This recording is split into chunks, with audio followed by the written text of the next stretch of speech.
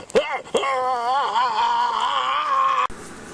everyone, welcome back to the B Movie Bunker. Today we're looking at 2012's Crawlspace, and not to be confused with the much earlier horror film Crawlspace. This is kind of a sci-fi horror, but it's not really horror, it's sci-fi-ish. Brought to us by Justin Dix. He's primarily known for doing special effects work and special effects makeup work, and that shows in this film.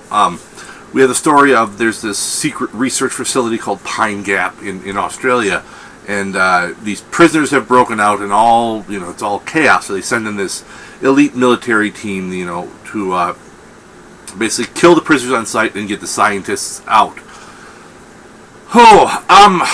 This is a good example of a good idea, though not an original idea, but a good idea poorly executed. Now, I don't want to say the movie in general is awful. The acting is so-so. The script is, as I said, not that original, but at least the effects work and the makeup work and the setting, the atmosphere is all really well done. You can definitely see the background that the director, Justin Dix, has in doing effects work, because that part of the film is done really, really well. This is a recurring thing in a lot of movies like this, where you have these elite military units. If you're going to have elite military guys, or just military in general, you really need to have someone who has some military experience somewhere on the set to give you some pointers, because watching these people who are supposed to be like, these gung-ho army type people who are really good at what they do, they look really incompetent.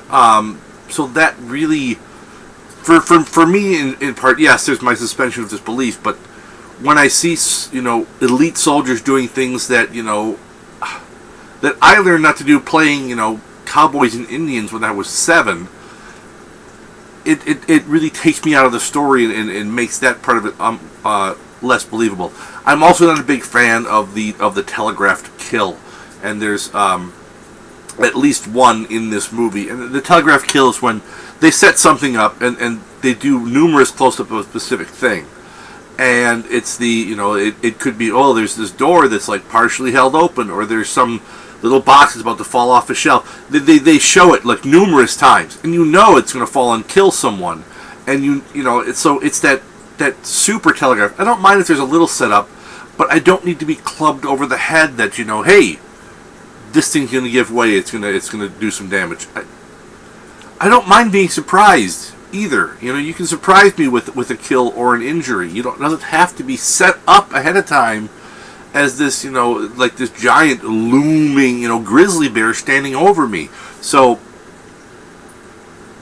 that along with the soldier thing, and the acting is not that good. Kind of takes me out of the story here and there. And then you go for some really good, there's really good practical effects in this at times, and then here and there there's snippets of kind of bad CG, which I understand it's a lower budget movie, but the contrast with the really good practical effects and then the poor CG effects that really takes me out of the film, because it's like you did so well on one thing and you were so lacking on the other. It's not a terrible movie if you like these types of movies where you've got the claustrophobia, and you've got this has a thing with telepathy and such going on as well, and that's the experiments these scientists are doing on these people. It's worth a check out if you like those kinds of films. If it's not your general ball of wax, your cup of tea, whatever you want to say. It's not a great movie. It's an average movie.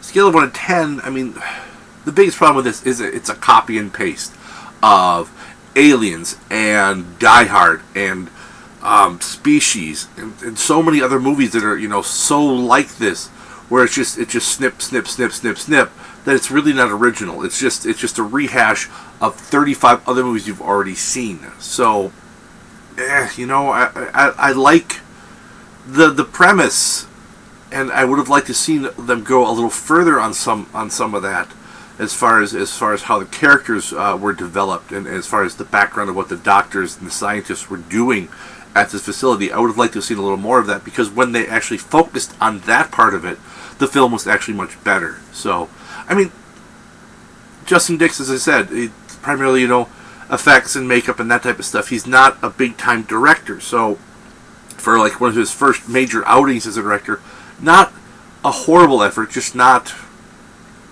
He didn't really, hit a home run here either. So that's all I've got for this one. Till next time, I want you to all stay safe out there in the wasteland, folks.